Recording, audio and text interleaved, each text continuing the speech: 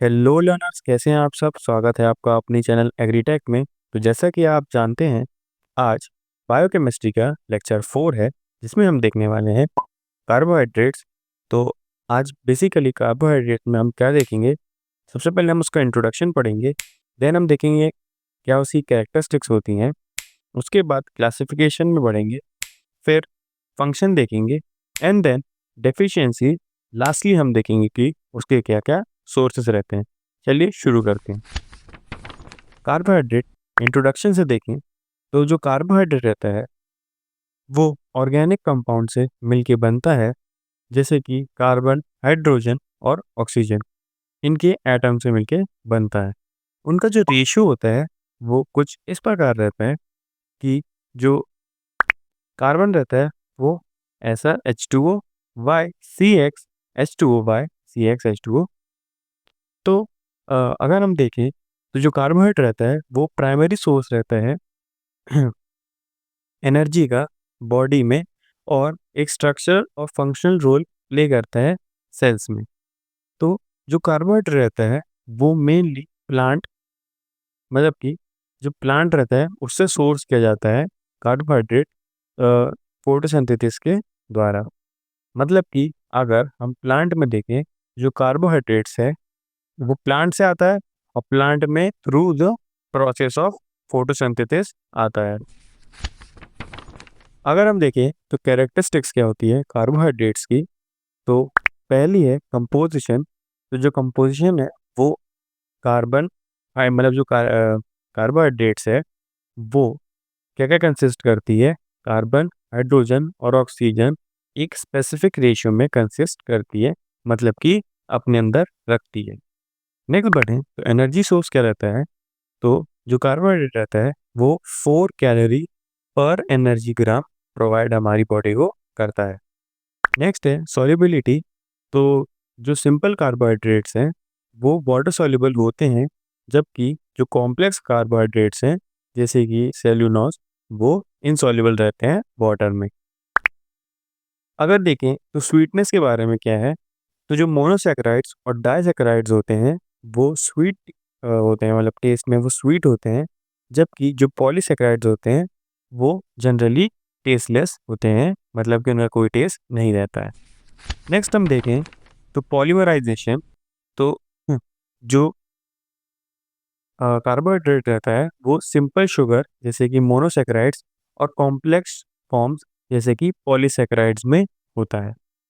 Next है हमारा chemical reactivity. तो जो केमिकल रिएक्टिविटी है वो हमारी अलग अलग रिएक्शन में पार्टिसिपेट करती है, जैसे कि हाइड्रोलिसिस, ऑक्सीडेशन और रिडक्शन। अगर हम देखें तो स्ट्रक्चरल रोल उसका क्या है, तो जो कार्बोहाइड्रेट है वो हमें एक स्ट्रक्चर प्रोवाइड करता है, मतलब कि प्लांट्स में स्ट्रक्चर इंटीग्रिटी, मतलब कि जो स्ट्रक्चर की जो इंटीग्रिटी है वो प्लांट्स में प्रोवाइड करता है। जैसे कि एग्जांपल में अगर देखें तो सेल्यूलोज जो सेल वॉल्स में होती है उन्हें, और अगर हम एनिमल में देखें तो चिटिन जो होता है एक्सोस्केलेटन्स में, वो प्रोवाइड करने में हेल्प करता है। कौन? Structural role. नेक्स्ट देखें तो स्टोरेज रोल। तो जो कार्बोहाइड्रेट है वो एनिमल्स में अगर देखें तो वो ग्लाइकोजन में अगर स्टोर होता है, और प्लांट्स में देखें तो वो स्टार्च में स्टोर होता है। नेक्स्ट हम बढ़ते हैं क्लासिफिकेशन की तरफ। तो अगर हम देखें कॉम्प्लेक्सिटी, उसके बेसिस पे देखें तो हमारा आता है मोनोसैकेराइड्स, जो कि कार्बोहाइड्रेट की सिंपल फॉर्म होती है, जिसमें हम सिंगल शुगर यूनिट, जो कि सिंगल शुगर यूनिट कंसिस्ट करता है, जैसे कि ग्लूकोज, फ्रक्टोज और गैलेक्टोज। डाइसैकेराइड्स में देखें तो जो डाइसैकेराइड होती है वो हमारी कंडेंसेशन, मतलब कि जो कंडेंसेशन प्रोसेस होती है उनमें दो मोनोसैकेराइड्स फॉर्म किए जाते हैं, जैसे कि सुक्रोज, लैक्टोज और माल्टोज। नेक्स्ट हम देखें तो ओलिगोसैकेराइड्स, मतलब कि ओलिगोसैकेराइड्स में 3 से 10 शुगर यूनिट मिलते हैं, तब जाके बनता है ओलिगोसैकेराइड्स। और ये लेग्यूमिन्स, बीन्स और सारे ग्रेन्स में पाया जाता है। पॉलीसैकेराइड्स क्या होती हैं? वो मोनोसैकेराइड यूनिट्स की लंबी सी चेन होती है, जैसे कि starch, glycogen, cellulose, chitin. Next हम देखें तो अगर उनके फंक्शन पे बेस्ड हो तो सिंपल कार्बोहाइड्रेट्स क्या-क्या होते हैं? तो जो मोनोसैकेराइड्स और डाइसैकेराइड होते हैं वो जल्दी से डाइजेस्ट हो जाते हैं और अब्जॉर्ब हो जाते हैं, जैसे कि ग्लूकोज, फ्रक्टोज और सक्रोज। कॉम्प्लेक्स कार्बोहाइड्रेट्स वो होते हैं जो पॉलीसैकेराइड्स मतलब कि जो पॉलीसैकेराइड्स होते हैं वो डाइजेस्ट होने में ज़्यादा समय लेते हैं बट जब और जबकि ज़्यादा समय ले रहे हैं तो ज़्यादा हमें एनर्जी प्रोवाइड करते हैं, जैसे कि स्टार्च, फाइबर और ग्लाइकोजन। अगर फंक्शंस देखें कार्बोहाइड्रेट्स के तो वो होते हैं एनर्जी सोर्स होता है, मतलब कि कार्बोहाइड्रेट्स हमें एनर्जी देता है जो कि इमीडिएट एनर्जी होती है, ग्लूकोज के ज़रिए मेटाबॉलिज्म में जाता है। एनर्जी स्टोरेज में काम आता है, जैसे कि एनिमल्स में ग्लाइकोजन में और प्लांट्स में स्टार्च में। स्ट्रक्चरल रोल अभी हमने देखा कि जो सेल्यूलोज होता है वो स्ट्रक्चरल फ्रेमवर्क डिज़ाइन करता है प्लांट सेल में, प्लांट सेल वॉल में और चिटिन में, एनिमल्स में। प्रोटीन स्पैरिंग मतलब कि वो जो ब्रेकडाउन होता है प्रोटीन्स का एनर्जी के लिए वो बढ़ाता है। फैट मेटाबॉलिज्म मतलब कि जो ऑक्सीडेशन फैट का हो रहा है उसे फैसिलिटेट करता है और जो कार्बोहाइड्रेट है वो केटोसिस की तरफ लीड हो इसमें हेल्प करता है। डाइजेस्टिव हेल्थ तो हमारा फाइबर इम्प्रूव करने में काम करता है और जो मूवमेंट होती है गट हेल्थ की उसमें भी हेल्प आउट करता है। नेक्स्ट हम देखें तो सोर्स क्या होती है कार्बोहाइड्रेट्स की। तो पहली सोर्स है मोनोसैकेराइड जो कि फ्रूट से आती है, जैसे ग्लूकोज, फ्रक्टोज या हमें हनी से मिलती है। डाइसैकेराइड्स शुगर केन से मिलती है, मिल्क से या माल्टेड फूड से। पॉलीसैकेराइड्स स्टार्च से मिलती है, जैसे कि rice, wheat, potato, meet.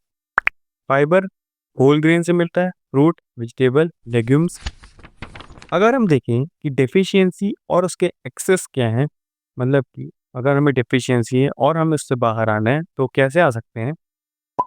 Deficiency अगर देखें तो फटीग और लो एनर्जी लेवल होता है अगर हमें कार्बोहाइड्रेट की कमी है। Breakdown of protein for energy leading to muscle loss मतलब कि जो प्रोटीन का ब्रेकडाउन है एनर्जी के लिए वो बहुत ज़्यादा हो जाता है जिससे हमें मसल की कमी हो जाती है एंड वीकनेस।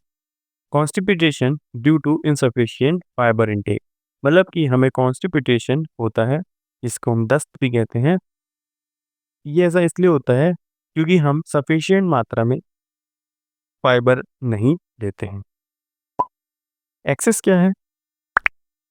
वेट गेन होता है और ऑब्जेसिटी बढ़ती है and increase risk of type 2 diabetes मतलब कि टाइप 2 डायबिटीज़ का रिस्क बढ़ जाता है। मतलब एक्सेस मतलब होता है कि हम अगर कार्बोहाइड्रेट्स को ज़्यादा मात्रा में ले लें तो क्या होता है? तो ये होते हैं dental cares and high sugar consumption मतलब कि हाई शुगर कंजम्पशन से हमारा दांत भी खराब हो सकते हैं। तो आज के लिए बस इतना ही। Thanks for watching learners. I hope आप कार्बोहाइड्रेट्स के बारे में बहुत कुछ नया जाना होगा, बहुत कुछ नया सीखा होगा। एंड अगर आप इस चैनल पर नए हैं, चैनल को सब्सक्राइब करें एंड आपको वीडियो पसंद आए तो वीडियो को ज़रूर लाइक करें एंड आपके सभी फ्रेंड्स के साथ शेयर करें। मैं मिलता हूँ आपसे नेक्स्ट वीडियो में, तब तक के लिए गुड लक।